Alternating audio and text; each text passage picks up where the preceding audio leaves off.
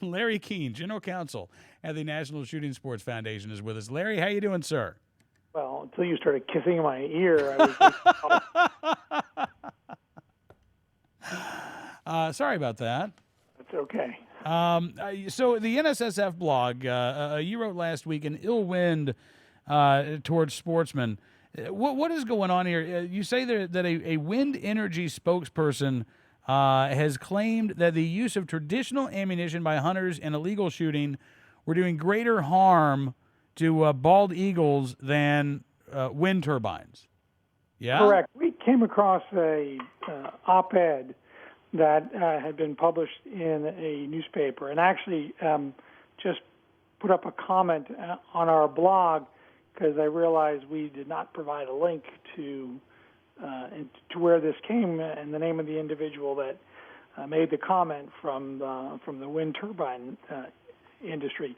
But they, in defending wind turbines, and I'm not going to debate the merits or lack of merits of wind turbines, they made the comment, this individual, that the use of traditional ammunition by hunters is causing more problems for bald eagles than wind turbines. And, of course, it's a pretty ludicrous statement because bald eagle populations are soaring in the United States. It's no longer an endangered species. And the majority of states, if not all states, have stopped counting nesting pairs of bald eagles because they're so plentiful they can't afford to count them all. And Wow. So the idea that hunters are somehow harming, the population of bald eagles is, there's just no, it's just not true, obviously. And in fact, the very ammunition this individual demonizes is what helped pay for the restoration of the bald eagle and other species through the Pittman-Robertson excise tax. So I mean, it sounds like, Larry, this really is nothing more of than a case of look over there. Look over there. We don't really want to talk about what our industry is doing. We want to go demonize another industry. Yeah, I mean, we got thrown under the proverbial bus. Now, are you concerned about this? I mean, I know we've got Center for Biological Diversity waging their campaign against lead ammunition. Are you concerned about other groups using that argument for their own purposes?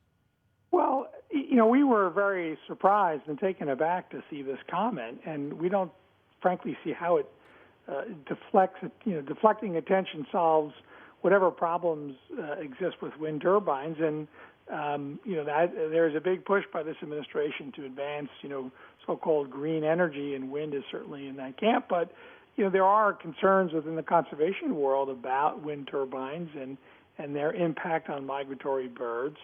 But again, you manage species by population. You don't manage to prevent harm from to individual animals. So there may or may not be instances where individual birds are fly into or get knocked around by wind turbine blades. I frankly really haven't studied the issue, but I don't think it can be said that they're having a population impact. And you certainly, again, whatever the merits of wind turbines, deflecting attention by pointing the finger at hunters and sportsmen is, I don't think, a particularly helpful argument, and it does nothing to advance their position or defend the merits of wind turbines or lack of merits, whatever the case may be. Right. But to blame hunters and sportsmen just doesn't make any sense. It's factually not correct, and I don't think they want to pick a fight with sportsmen and hunters. Absolutely. Well, listen, Larry, appreciate you coming on the program tonight, sir, and look forward to doing this again soon. I promise, no kissing noises next time.